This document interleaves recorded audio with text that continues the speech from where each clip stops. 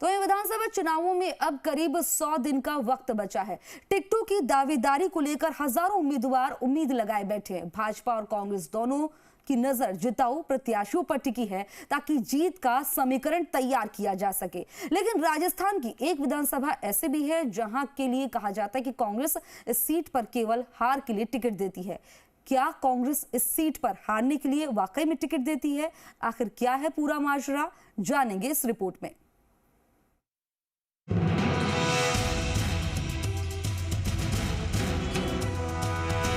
राजस्थान का पाली जिला कभी कपड़े के लिए प्रसिद्ध रहा है और पंजाब के लुधियाना के बाद पाली में सर्वाधिक कपड़ा तैयार होता था। लेकिन वर्तमान में कपड़ा उद्योग बुरी तरह से समाप्ति की कगार पर है।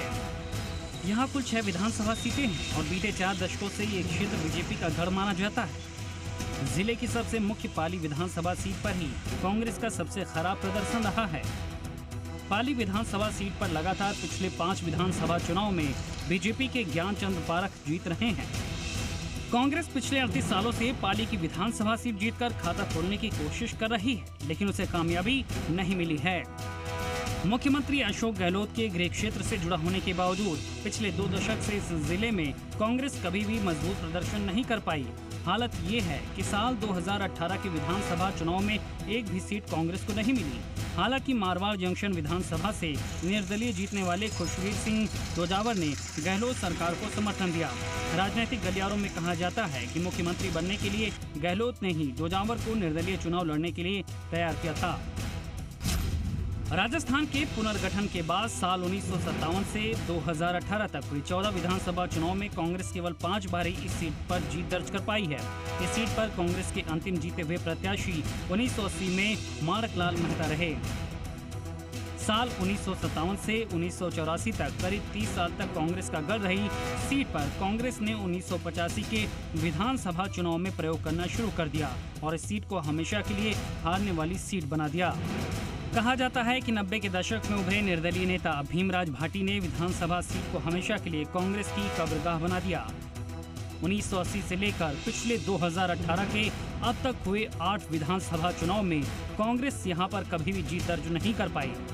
सबसे मजेदार तथ्य तो ये है कि इन 40 सालों में इस विधानसभा सीट पर भीमराज भाटी को कांग्रेस ने 3 बार 1990, 2003 और साल 2013 में टिकट दिया और वो बुरी तरह से हार गए। इन 40 सालों में कांग्रेस ने हर बार अपने उम्मीदवार को बदला है। इसीलिए अक्सर कहा जाता है कि राजस्थान में कांग्रेस इस चुनाव पर केवल हारने के लिए ही टिकट देती आई है।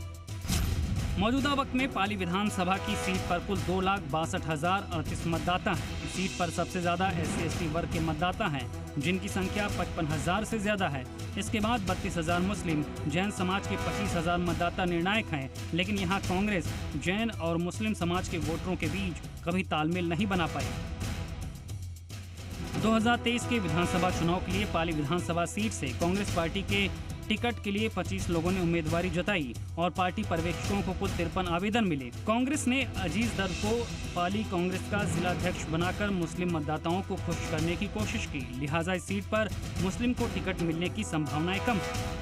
बहरहाल इस सीट पर पिछले 4 दशक में से हार का सामना कर रही कांग्रेस के लिए सबसे बड़ी चुनौती भीतरघात से है।